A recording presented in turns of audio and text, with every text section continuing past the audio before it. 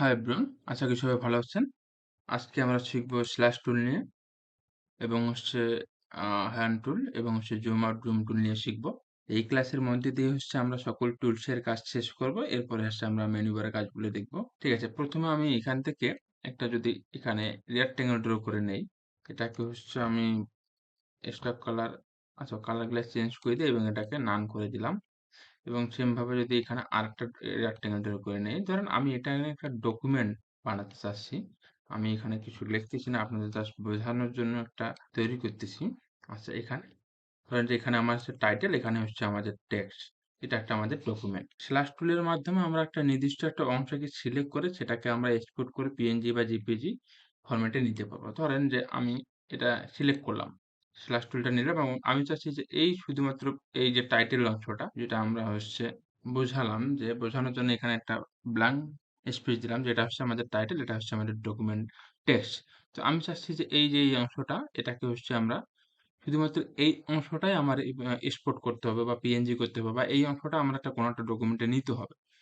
Specific এই অংশটাই নিতে হবে। তো এটাকে আমরা এইভাবে সিলেক্ট করে নিতে পারি এবং এটা চাইলে এই যে স্ল্যাশ সিলেকশন টুলের মাধ্যমে আমরা এটাকে আবার মুভ করে সিলেকশনটা নির্দিষ্ট জায়গা মতো বা নির্দিষ্ট পরিমাণের মতো নিতে পারি। এরপরে যখন এরপরে এটা সিলেকশন হয়ে গেলে আমরা যে অংশটা সিলেক্ট করব, এক্সপোর্ট করতে চাই বা যে অংশটা আমাদের নিতে চাই, সেই অংশটা সিলেক্ট করে আমি যদি ফাইলে থেকে এক্সপোর্ট থেকে সেভ ফর ওয়েব যদি দেই, এখানে আমার ওই অংশটা এখানে দেখাচ্ছে। এবার আমি এখান থেকে সিলেক্ট করে দিতে পারবো আমি এটা কোন ফরম্যাটে চাচ্ছি, জেপিজি, পিএনজি, গিফট। তো আমি ধরেন যে পিএনজি ফরম্যাটে নিলাম এবং এখান থেকে যদি আমি এই বারটাকে একটু উপরে তুলে দেই, আমার কিছু অংশ হাইড হয়ে আসে।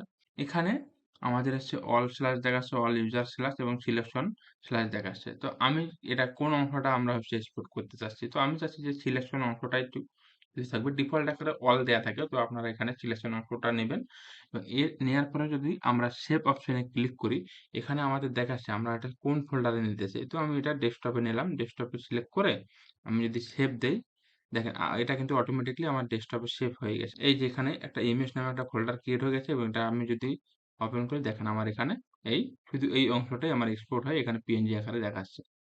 ঠিক আছে?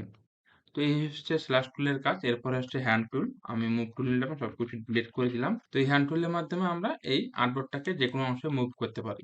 যেকোনো কাজের সুবিধাতে সু আমাদের যেখানে রেখে কাজ করতে সুবিধা হয় সেখানে আমরা এখানে মুভ করে নিয়ে কাজ করতে পারি। এবং জুম আউট, এটা জুম আউট জুম ইন টুল। আমি এটা নিয়ে পূর্বেই বলেছিলাম। আমি যদি এখানে ক্লিক করি, এটা জুম হচ্ছে, আবার আল্ট্রা চিপ ধরে এখানে ক্লিক করি, জুম আউট হচ্ছে। সেম ভাবে এটা আমরা কিবোর্ডের সাহায্যে যদি আল্ট্রা চেপে ধরি, তাহলে এটাকে আমরা জুম আউট জুম ইন করতে পারবো। অ্যাল্টার চেপে যদি মাউসের চাকাটা ঘোরাই, তাহলে সেটাকে জুম আউট জুম ইন করতে পারবো। এবং এখান থেকে যদি আমরা একটু দেখি যে জুম ইনের জন্য কন্ট্রোল প্লাস এবং জুম আউটের জন্য কন্ট্রোল প্লাস মাইনাস, এটাও আমরা ব্যবহার করতে পারি। তো আমরা ম্যাক্সিমাম সময় কিবোর্ডের সাহায্যে এটা জুম আউট জুম ইন করতে পারি এবং ডানে বামে কন্ট্রোল চিপে এটাকে মুভ করতে পারি এবং হ্যান্ড টুলের মাধ্যমে আমরা আর্টবোর্ডটাকে যেকোনো একটা স্পেসে বা যেকোনো একটা জায়গায় নিয়ে এসে কাজ করতে পারি। আচ্ছা, এরপরে এখানে যে আমাদের ২ টা অপশন দেখাচ্ছে, এটা ফিল কালার আর নিচেটা স্টক কালার। আমি যদি ফিল কালার এখানে দেই, এখানে যদি ডাবল ক্লিক করি এবং যেকোনো একটা কালার নেই, দেখেন আমার এখানে ফিল কালারটা চলে আসলো এবং স্টক কালারটা এখানে নান দেখাচ্ছে। এবং সেম ভাবে এখানে আমাদের ফিল কালার এবং স্টক কালার দেখাচ্ছে। আমি যদি এখান থেকে স্টক কালারটা দেই, দেখেন আমাদের এখানে স্টক কালারটা চলে আসলো। তো আমি একটা যদি এখানে রেক্টেঙ্গেল নিলাম এবং এটা কি কালার চাচ্ছি, এখান থেকে আমরা এটা নির্ধারণ করে দিতে পারবো। ঠিক আছে? আচ্ছা। সেম ভাবে আমরা কালারটাকে যদি আমরা ফিলে নিতে চাই, ফিলে আসবে, এমনি এটা স্টকে চলে গেল। আবার আমরা যদি এটা পরিবর্তন করতে চাই, এখান থেকে এটা পরিবর্তন করতে পারবো। এবং সেম ভাবে এখান থেকে আমাদের কালার, এটা কালার, এটা গ্রেডিয়েন্ট। আমাদের এটা গ্রেডিয়েন্ট করবো, এটাকে এরকম নাম করে দিতে পারবো। ঠিক আছে?